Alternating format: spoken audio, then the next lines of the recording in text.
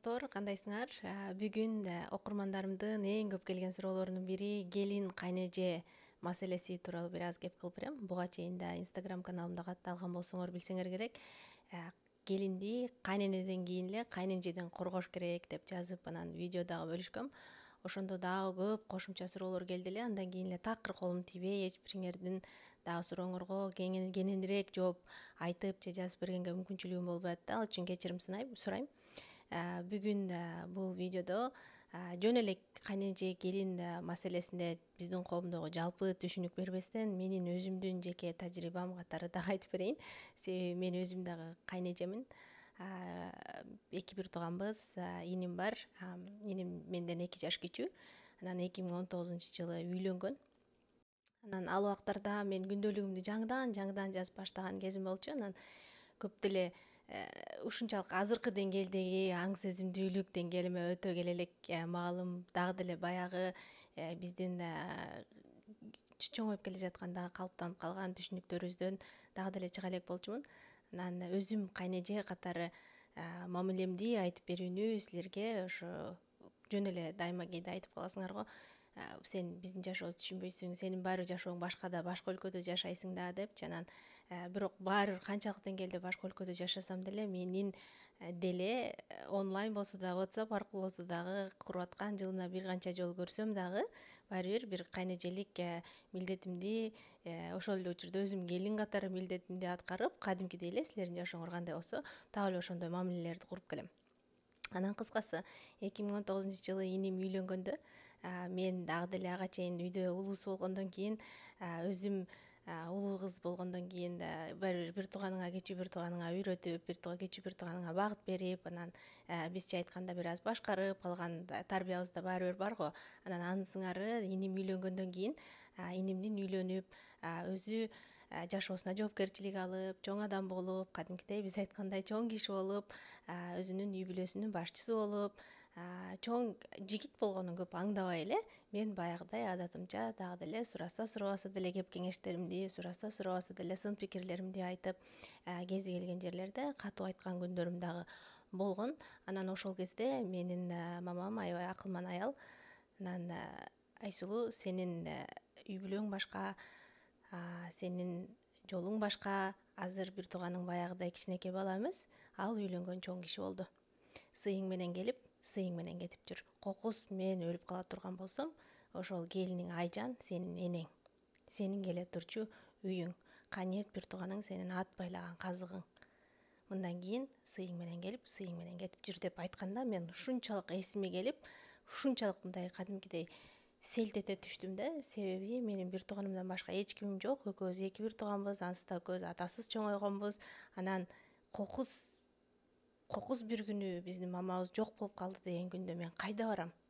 Менин кимим бар деген суроо мени ушунчалык кадимкидей мындай жан дүйнөмдү түп тамыры менен аңтарып кетти да. Ошол нерсени айтып койгонуна мен мамама ушунчалык ыраазымын. Себеби ошол күндөн баштап чек араны сактаганды, менин бир туугандарымдын, инимдин, келинимдин чек арасын сактаганды үйрөндүм. Андан кийин өзүлөрү сурабаса, өзүлөрү келип, эже бул нерсени эмне кылалы, жезде ушундай планыбыз бар эле, силер кандай ойлойсуңар демейинче өз алдыбызча барып сураштырып, эмне кылып атасыңар деп, анан мамам менен сүйлөшүп, териштирип деген нерселердин баардыгын токтоттум да.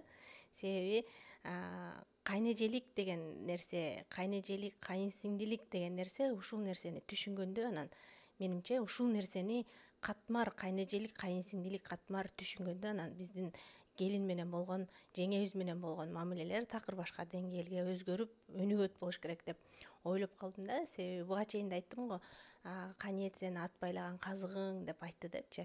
Анан элестетсеңер, кыргыздар илгери ат байлаган казыгың деген эмнеси? Ат минип жүрүшөт да, боз үйдүн жанына келгенден кийин дайыма мындай боз үйдүн жанына казыктарды бекитип коюшчу да. Анан ошол жерге келип, анан аттарын минип келген атын байлап коюп, анан үйгө киришчү да. Анан ал макалдын аркасында дагы ушунчалык сонун нерсе жатат. Сен келсең, ошол үй жок болсо, казык жок болсо, сен атыңды минип алып кайда келесиң деген сөз да. Анан кыз үчүн төркүн абдан ыйык да.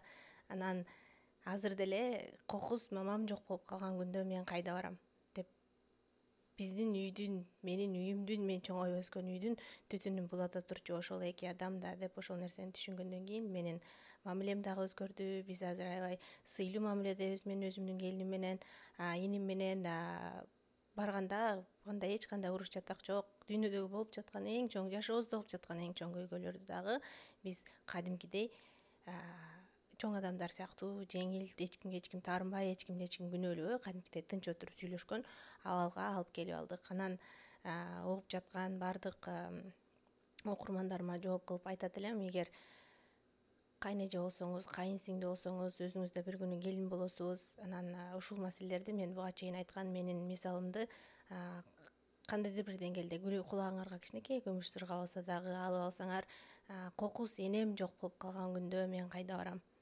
Булар менин агамдын аялы, менин керек болсо энемдин орун басары да, же болбосо инимдин аялы келиним менин энемдин орун басары да. Менин бир тууганым менен өмүр бою мамиледе, жакшы мамиледе калуум үчүн дагы бир тууганымдын өмүрлүк жарын сыйлап, өмүрлүк жары менен жакшы мамиле куруп алганым жакшы да. Себеби адамдын бир туугандан башка жакын эч кимиси жок да. Себеби достор келет экен, кетет экен, билбейм, балким менин өзүмдүн укмуш жакын досторум болбогон үчүн дагы ушундай ойлорго келип аткан болсом керек. Адам үчүн бир тууганы абдан ыйык, эң жакын, мындай табигаттан берилген эң жакын, кан байланышы бар эң жакын адамдарың экен. Анан ошолор менен чыныгы дени сак мамиле куруп алуу ушунчалык маанилүү экен. Ошон үчүн кайнэжелер келини менен же жеңеси менен тирешпей, тескерисинче алардын мындай аял катары бири бирин түшүнүп, дени сак мамиле куруп, сый менен келип, сый менен кеткен абалга келип алганы өзүлөрүнүн деле жан соолугуна абдан чоң пайда экен.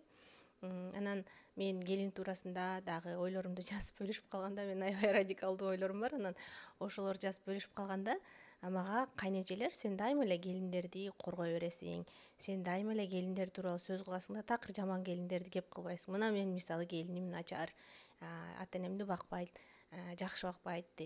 Өткөндө дагы бирөө жазды, мисалы, ысык чайын берип жакшылап баптеп сыйлап турбайбы, андай эмес, ата энем да карып калышыптыр, барсаң үйлөрү да анчалык таза эмес деген сыяктуу, ушундай сыяктуу эле мындай болор болбос мындай тиричиликтин негизинде курулган бир сын пикирлер, анан ушундай келинине болгон, жеңесине болгон нааразычылыктарды мага айтып анан жазышат да. Анан балким 5 кол тең эмес, балким 100 келиндин 10 келини начардыр, бирок 90 келинди дагы мындай жалпылап, эгер ата энеңизди багып аткан болсо, мындай жамандагандан мурун ойлонуп көрүү дагы абдан маанилүү болуш керек. Анан бизде кыргыздарда билесиңер да, ата энелерибиз канчалык эмоционалдык жактан жетилген эмес.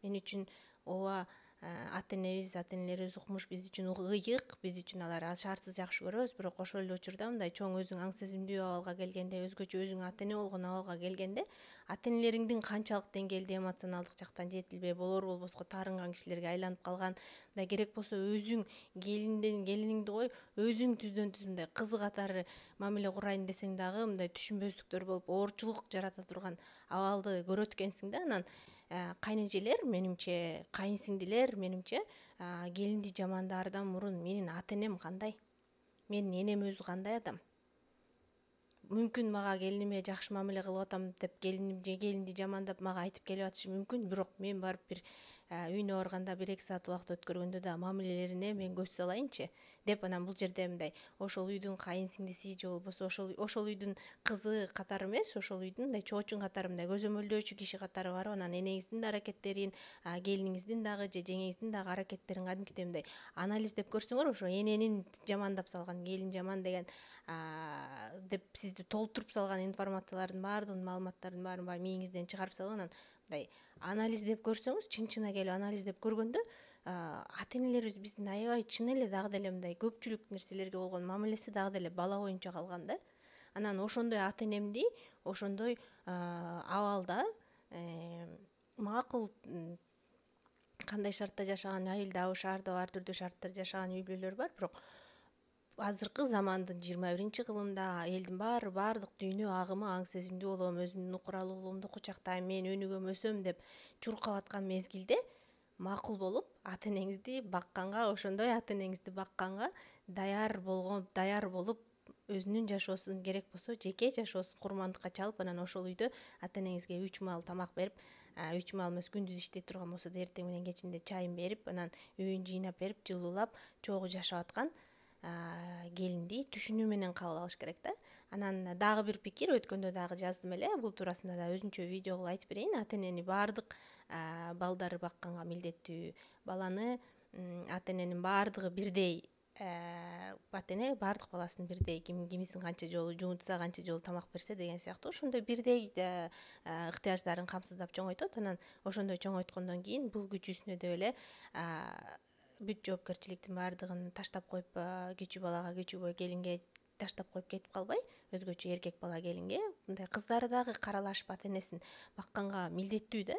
Бул мындай табигый нерсе. Энеңди, аялмын, эркекпин дебей, өзүңдү бөлбөй, мындай ата энеңди баккың келет да, табигый түрдө. Анан анын сыңары, эгерде ал үйдүн тазалыгы же болбосо ата энеңизге берилип аткан чайдын деңгээли жана ысыктык деңгээли сизге жакпай турган болсо, жакпайбы, анда өзүңүз барып багышыңыз керек да. Менин оюмча, менин жеке пикирим. Анда өзүңүз көчүп барып ошол үйгө багыңыз, же болбосо ата энеңизди алып кетип багыңыз, же болбосо айда 1-2 жолу келип ата энеңиздин кийим кечегин баарын жууп, үйүн тазалап берип кетип туруңуз да. Эгер өзүңүз ошол нерселерди, шарттарды жасап бере албагандан кийин, менимче бирөөнүн кызына ошол үйдө ал кызды да сизди кандай жакшы көрүп чоңойтсо, ошол келинди дагы, ошо жеңиңерди, келиниңерди дагы ошондой мээрим төгүп, ошондой омурткаларын оорутуп 9 ай көтөрүп, окутуп, чокутуп, аракет кылып, өмүр бою тынчсызданып, анан да ата энеси чоңойткон да. Азыр эле бирөө постторумдун бирисине жазыптыр, кызды деле, келинди деле ата энеси таштандан тапкан жокто депчи, ал да бирөөнүн бапестеп көргөн кызы депчи. Анан ошон үчүн эгер ата энеңди өзүң бага албай турган болсоң, бирөө багып аткан болсо, унчукпаш керек да. Анда өзүң шарт түзүп бере албайсыңбы, өзүң жасай албайсыңбы, анда бирөөнү сындабаш керек да. Бул өзү кылбай туруп бир нерсени сындаган адамдын аябай бул өтө төмөн сапаттарынын бири да. Андан сырткары дагы бир нерсе айтып коеюн. Макул, бул жерде кайнэжелик, келиндик деген нерселерди таштай турган болсок дагы, биздин коомдо эң жетпей турган нерсе аял аялды коргоосу да. Аял аялды түшүнүүсү, аял аялды колдоосу. Эгер ошол жерде келинмин, жеңемин деген нерседеги ортодогу социалдык статустарды дагы ортодон чыгарып сала турган болсо, аял катары да түшүнүү жасаш керек да. Мисалы, өзгөчө мага жазган кайнэжелер өзүлөрү шаарда жашашат да. Анан келиндери, жеңелери айылда. Анан ар бир адам, мага жазган көпчүлүк адам мындай: мен шаарда ата энем үчүн эле айылда жашап атам, болбосо иш мүмкүнчүлүктөрү бар, мен деле шаарда жашагым келет, мен деле жакшынакай кийинип баскым келет, мен деле дем алыштарда киного баргым келет, концертке баргым келет, айылда андайдын эч бири жок. Бирок ата энебизге карап, жолдошум күчүү баласы болгон үчүн, жалгыз баласы болгон үчүн ушул жерде жашап атам деп мага келиндер аябай көп жазышат да. Бул канчалык чоң, эмне деген чоң курмандык экенин түшүнүш керек да. Ошол аял керек болсо сиздин бир тууганыңыз, сиздин ата энеңиз үчүн жашоосун, жеке кызыкчылыктарын курмандыкка чалып, анан ошол үйдө жашаганга макул болуп атат да. Анан ошол нерсени мен аял катары ошондой нерселерди жасаганга мажбур болбогондон кийин башка бир аял жасап атат деп аялга дагы боор уруп коюу керек да. Анан биздин коомдо менимче түшүнгүсү келбеген эле адам түшүнбөсө, бизде кайын журт менен келин маселесинде, келинге жасалган адилетсиз маселени менимче ар бир адам сонун сопсону түшүнөт да. Ошол кайнэнежелер деле, кайын сиңдилер деле сопсону түшүнөт ошол үйдө келин болуу кандай нерсе экенин. Анан ошол үчүн бизде дагы деле коом ошол нерсе суусап турат. Аял аялды кордобой, аял аялды колдогонду үйрөнүүбүз керек. Ошол эле кайын сиңди болобу, ошол эле кайнэже болобу, келинди дагы колдогонду үйрөнүш керек. Анан менден акыркы сөзүмдү жыйынтыктап, бир сөзүм: мен өзүмдүн, мисалы, мамамдын сырын билгенден кийин өзүмдүн келиниме эч нерсе деп унчукпайм. Алар албетте азыр жаш деп, менин мамам мындай заманбап түшүнүктүү болгон үчүн алар экөөнүн карьерасы бар, ошентип 6-7 жылдап университетте окушту. Бирөө келиним фармацевт, иним архитектор, экөө тең көп жыл окушкан. Анан ошончо эмгек кылып окугандан кийин иштесин деп, анан азыр ушул тапта экөө жаңы үй бүлө курду, бири-бирин таанысын деп өзүнчө жашап атышат. Менин мамам айылда жашайт, айылда чоң энем болуп бирге турушат. Анан мамамдын сырын билгенден кийин, энемдин сырын билгенден кийин ал үйдө абал кээ бир мамиле окуяларга карата кандай болуп кетерин түшүнгөндөн кийин мен келиниме эч кандай сын такканга акым жок. Ал ошол үйгө чыдап атат. Ал ошол үй бүлө менен мамиле курганга өзүн даярдап жатат, өзү дени сак мамиле курганга аракет кылып жатат деп анан эч нерсе дебейм, анан аралашпайм. Себеби мен ал үй бүлөнүн ичинде эмесмин. Мен өз алдынча үй бүлө кургам. Сыйым менен келип, сыйым менен кетейин деген түшүнүккө жеткен. Мен ошол үчүн менин Кудайга шүгүр азыр бир туугандарым менен мамилем абдан жакшы, эжеке деп эле гана турушат.